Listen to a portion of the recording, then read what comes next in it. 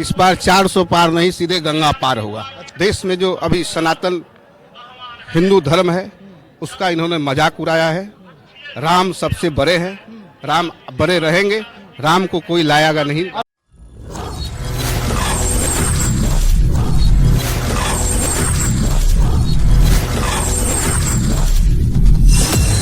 सबसे पहले तो स्वागत है सर हमारे चैनल पे आपका। बहुत बहुत धन्यवाद आपके दर्शकों को। और सर किस उद्देश्य से यहाँ पे आए हैं? किस उद्देश्य से? मोदी भगाओ, देश बचाओ, संविधान बचाओ, लोकतंत्र बचाओ, युवा को रोजगार दो, देश को न्याय दो। इसी के उद्देश्य से हम लोग यहाँ आए हैं। आप कहाँ से आए हैं? मैं गोपालगंज जिला से हूँ और कांग्रेस पार्टी का वहाँ जिला अध्यक्ष हूँ। ये कांग्रेस पार्टी के हमारे सर जो है वो अध्यक्ष है। कैमरामैन दिखाइएगा थोड़ा इनका जो आइडेंटिटी कार्ड है वो।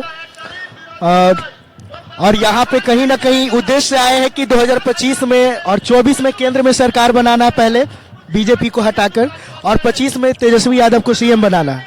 इस उद्देश्य से आए।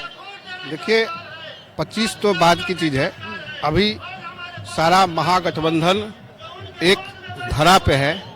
देश बचाओ की स्थिति, देश के सत्तासीन में जो कालनेमी नाम के लोग जो है बहरूपिया भेष बना के छद्म भेषधारी में, जैसे कालनेमी ने छद्म भेषधारी के राम के कीर्तन में लीन हुआ था, हाँ, वैसे ही कालनेमी को हम लोग हटाकर देश को बचाने के लिए यहाँ एकजुट हुए हैं महागठबंधन के बड़ नेता, जिसका नेतृत्व हमारे देश के जननायक राहुल गांधी जी करेंगे। अच्छा,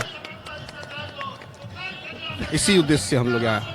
सर हम लोग जब वोटिंग से पहले जब हम लोग लोगों से बात करते हैं कि किसको आप वोट दे रहे हैं, तो कहीं ना कहीं उनका जवाब रहता है कि केंद्र में हम लोग कांग्रेस का सरकार बनाना चाह रहे हैं, राज्य में हम लोग बिहार में तेजस्वी यादव को सरकार बनाएंगे।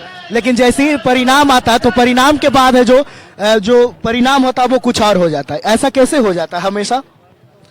देखिए ये जो परिणाम जब आते हैं तो परिणाम, जब चुनाव का माहौल चलता है तो जब सत्ता में बैठे हुए और सत्ता का पावर वाले लोग चुनाव के समय में पुलवामा जैसे कांड कराते हैं देश के मोमेंट को बदलने के लिए, और इस देश में भावनात्मक और जो है आध्यात्मिक माहौल से देश के नाम पर, राम के नाम पर गुमराह करना, या देश के शहीदों के नाम पर लोगों को गुमराह करना, शहीदों को के नाम पर वोट मांगना।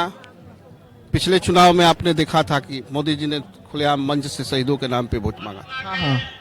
तो इस तरह के कारनामे लोग करते रहते हैं जिससे देश में माहौल बन जाता है। लेकिन इस बार कुछ बनने वाला नहीं है। इस बार 400 पार नहीं, सीधे गंगा पार होगा। अच्छा, सीधे गंगा पार? सीधे गंगा। मोदी जी तो कहते 400 पार करेंगे। वही तो बोले, इस बार 400 नहीं, चार से, और जो होता है ना, 4 कंधे पर अर्थी लगा के। अच्छा, 4 आदमी कंधे देता है अर्थी को, उसी प्रकार गंगा पार कर। 4 गंगा पार बस। मोदी जी का कहना है कि राम मंदिर हमने बनवा दिया, देश के हित में इतने बड़े काम किया। क्या कहना चाहेंगे राम मंदिर के ऊपर? राम मंदिर बनवा दिया इसलिए कि राम मंदिर के आगे बैठने वाले भिखारियों की संख्या वो गिनेंगे। अच्छा, भिखारियों की संख्या? कि जो देश में युवा बेरोजगार हैं उस मंदिर के आगे बैठेंगे और वहां भीख मांगेंगे, इसलिए राम मंदिर बना है।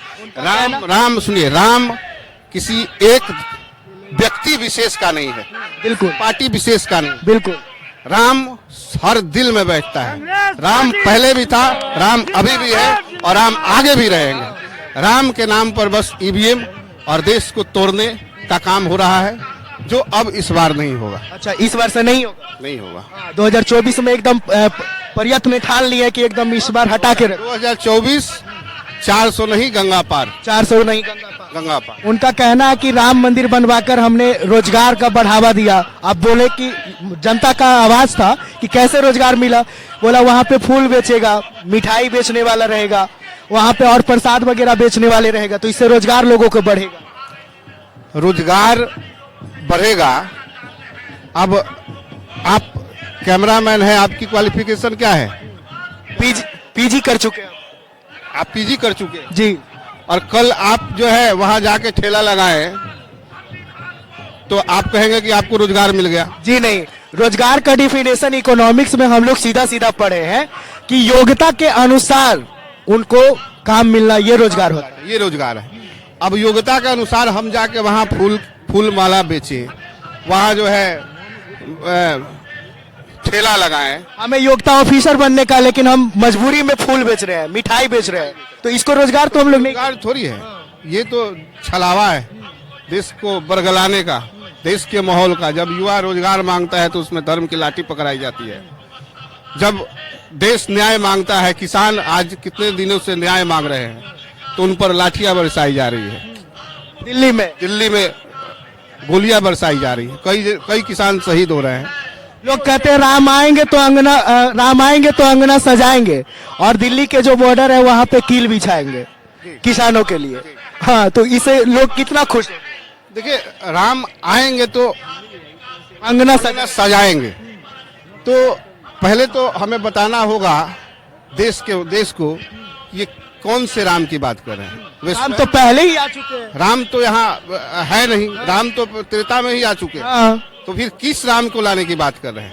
ये लोग ऐसे लोग हैं जिन्हें राम का अस्तित्व नहीं पता, राम का चरित्र नहीं पता, राम के जीवन काल को नहीं पढ़े, राम के राम राज को नहीं पढ़ा है, और आज राम के नाम पर राम का सत्ता में बैठ। एक पोस्टर लगा हुआ था अयोध्या में ही, हमने देखा था, उसमें मोदी जी जिस एज का है उसी एज का है, लेकिन राम भगवान का बालक रूप है, यानी बच्चा वाला, और मोदी जी उनका हाथ पकड़कर चल रहे हैं। वो लोगों को क्या संदेश देना चाहते हैं कि राम भगवान को वो हाथ पकड़।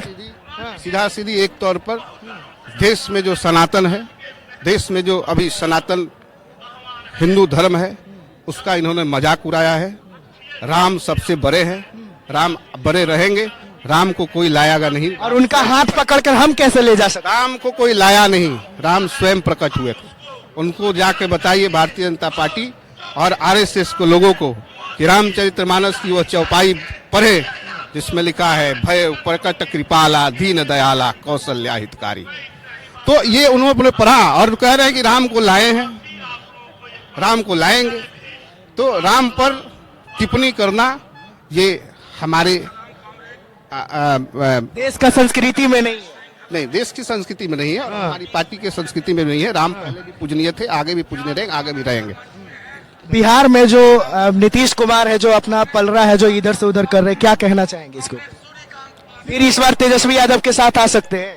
ये आना और जाना वाला जो सिस्टम है उनका, वो तो एक दबाव है। अच्छा, दबाव के कारण वो इधर उधर हो रहे हैं। दबाव है और भी लोगों पे वो दबाव बना रहे हैं। ये ईडी, सीबीआई और आईटी, ये सब के माध्यम से इन ऊपर दबाव है, और दबाव बना के देश में इतनी बढ़िया सरकार चल रही थी, जो 17 सालों में एनडीए के साथ रह के नीतीश कुमार जी ने नहीं किया, वह हम लोगों ने सत्ता में 17 महीने में करके दिखाया। अभी तक देश में सबसे बड़ा रोजगार का तेजस्वी यादव के नेतृत्व वाली उप मुख्यमंत्री के नेतृत्व में कांग्रेस की और वाम दलों की गठबंधन की सरकार चली थी। 17 महीनों में हमने इतना रोजगार दिया जितना 17 सालों में इन्होंने नहीं दिया था, और यही दबाव में आकर केंद्र के ऊपर प्रेशर, इनके ऊपर प्रेशर करके। तो लास्ट में हमारे जो बिहार के युवा है उनको क्या कहना चाहेंगे? आगे का कैसा सरकार उनको बनाना चाहिए, किसको वोट देना चाहिए? देखिए, हम युवाओं से मेरा यही अपील होगा कि ससमय रहते हुए जागो, क्योंकि आने वाली आपकी पीढ़ी जब आपसे पूछेगी कि जब देश टूट रहा था तो तुम क्या कर रहे? जब देश टूट रहा था, जब देश का लोकतंत्र जलाया जा रहा था, जब देश के तो लोकतंत्र की हत्या की जाती थी, तो तुम्हारी भूमिका क्या थी? इसलिए आज जाग जाओगे तो कल सीना ठोक के कहोगे कि मैं उसके खिलाफ खड़ा था। ये बात इतिहास के पन्नों में भी लिखा जा चुका है। कहीं हमने पढ़ा ये बात, जो आप अभी जो डायलॉग के तौर पे बोले, ये इतिहास के पन्नों में पढ़े और कोई महान आदमी ही लिखने वाले होंगे। तो हमारे देश के युवाओं को आप ये कहना चाहेंगे, जागो, और नहीं तो आपके बच्चे हैं जो भविष्य में पूछेंगे तो आपके पास जवाब देने के लिए कोई भी नहीं होगा। चलिए सर, धन्यवाद, थैंक यू।